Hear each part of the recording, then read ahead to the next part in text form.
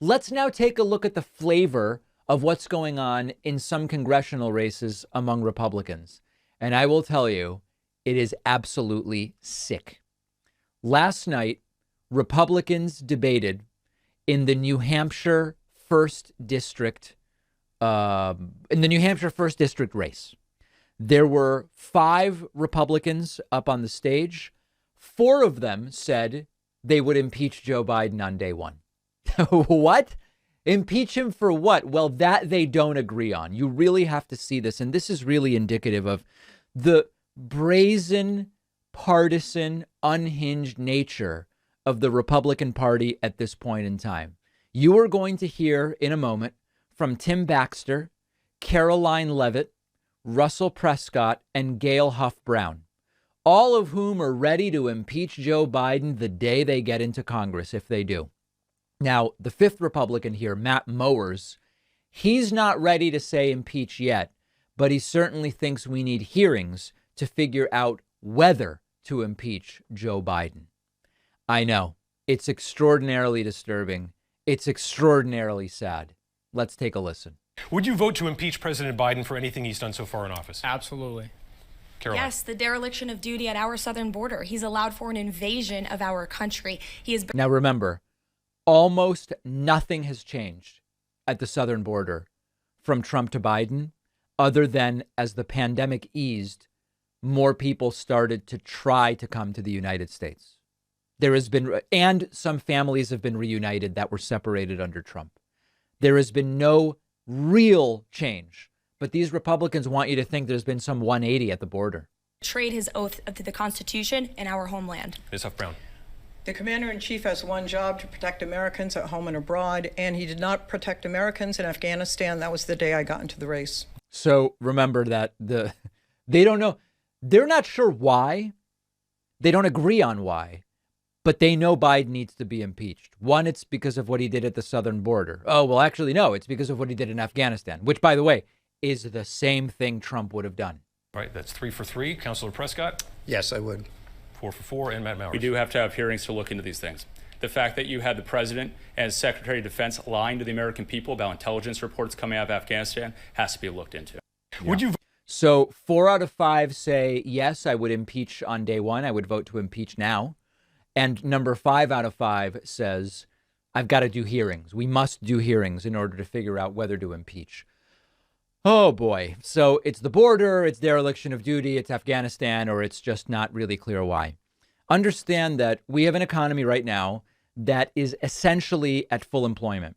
We have consumer demand for all sorts of products and services off the charts.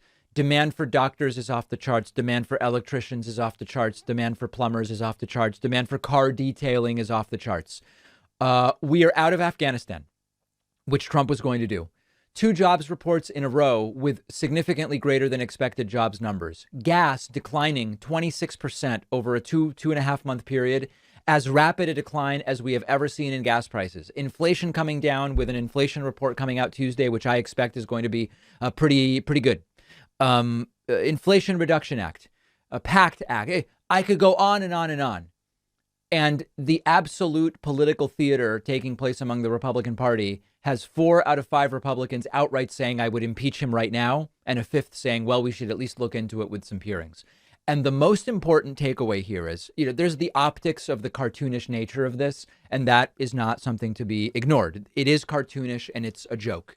But there's a bigger story here that is a broader Republican story. What is the policy vision for the Republican Party that they've articulated, I would ask, over the last 6 months, over the last 2 years, over the last 6 years? Increasingly, there is no policy. It's we've got to stop Marxism. We've got to stop woke. We've got to impeach Biden. It's dereliction of duty. The country is going to hell, as Donald Trump, you'll hear him on Indian TV. This is going to be a rare treat for you. On Indian TV, Donald Trump saying the country is going to hell. And it's all about appeasing the most extreme, unhinged elements of their party. And I want to remind people, the New Hampshire 1st District, in fact, I want to be accurate about this, New Hampshire 1st District 2020 presidential results. in the New Hampshire 1st Congressional District in 2020, this was a Trump won it in 2016, but then Biden won it quite easily. Yeah, Biden won it by 6 in 2020. This is not like an extreme district. Now, these are Republicans. I understand the Republicans there may be extreme. This is a district that voted Biden pretty handily for what's considered a purple state, New Hampshire, in 2020. And yet they are still kowtowing to the most extreme elements of the Republican Party. Will that work in the general? I mean, probably not. But it is political theater all meant to appease their dear orange leader, and it's pathetic. I want to remind you that on 9/19, we are doing a 19 themed membership special. If you've been thinking, well, David, I kind of like the show. I like the idea of the bonus show, regardless of what Alex Jones says. Oh, the bonus show where you want to make money. Everybody else that makes money to fund themselves is bad. Right. If that has tickled your fancy, but you're just waiting for the right moment to strike, get on my mailing list at davidpakman.com. And on 9/19, you'll get a beautiful email, a perfect email, telling you how to avail yourself of an extraordinary membership discount. We'll take a quick break and be right back.